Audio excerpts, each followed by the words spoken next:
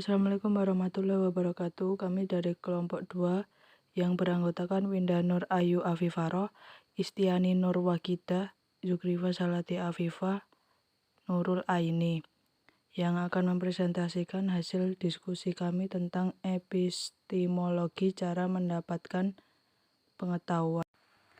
1. Konsep dasar epistemologi. Epistemologi secara etimologi. Epistemologi berasal dari bahasa Yunani yaitu episteme yang berasal dari pengetahuan dan logis berarti pengetahuan.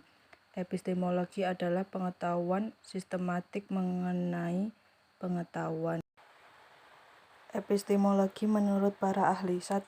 Jujun S. Surya Sumantri. Epistemologi adalah cabang filsafat yang membicarakan tentang asal-muasal, sumber, metode, struktur, dan validitas atau kebenaran pengetahuan. 2. Menurut Musa Asy'ari adalah cabang filsafat yang membicarakan mengenai hakikat ilmu, dan ilmu sebagai proses adalah usaha yang sistematik dan metodik untuk menemukan prinsip kebenaran yang terdapat pada suatu objek kajian ilmu. 3. P. Hardono menyatakan bahwa epistemologi adalah cabang filsafat yang mempelajari dan mencoba menentukan kodrat dan skope pengetahuan, pengandaian, dan dasarnya, serta pertanggungjawaban atas pernyataan mengenai pengetahuan yang dimiliki.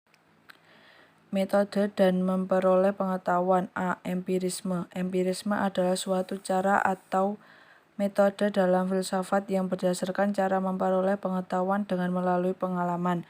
B. Rasionalisme. Rasionalisme berpendirian bahwa sumber pengetahuan terletak pada akal. C. Fenomenalisme. Menurut Immanuel Kant, barang suatu sebagaimana terdapat dalam diri merangsang alat indera dan diterima oleh akal dalam bentuk pengalaman dan disusun secara sistematis dengan jalan penalaran. D. Intuisionisme. Suatu sarana untuk mengetahui, sarana langsung dan seketika.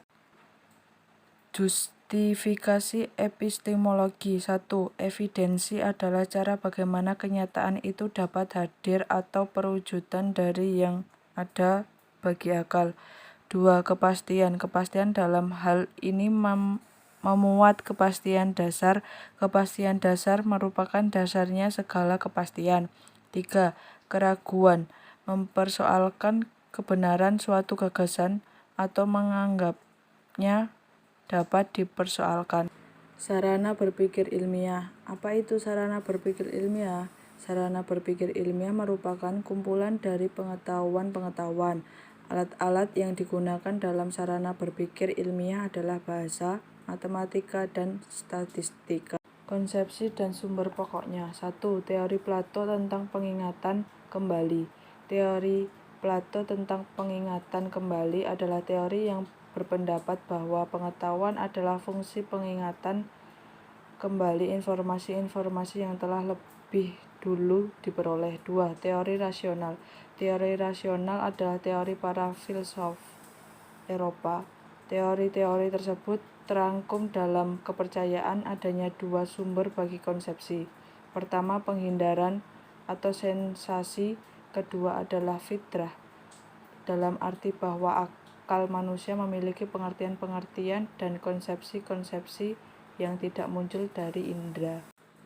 3. Teori empirikal. Teori empirikal mengatakan bahwa penginderaan adalah satu-satunya yang membekali akal manusia dengan konsepsi-konsepsi dan gagasan, dan bahwa potensi mental akal budi adalah potensi yang mencerminkan dalam berbagai persepsi indrawi. 4. Teori disposisi. Secara umum adalah teori para filsuf Muslim. Sekian, terima kasih.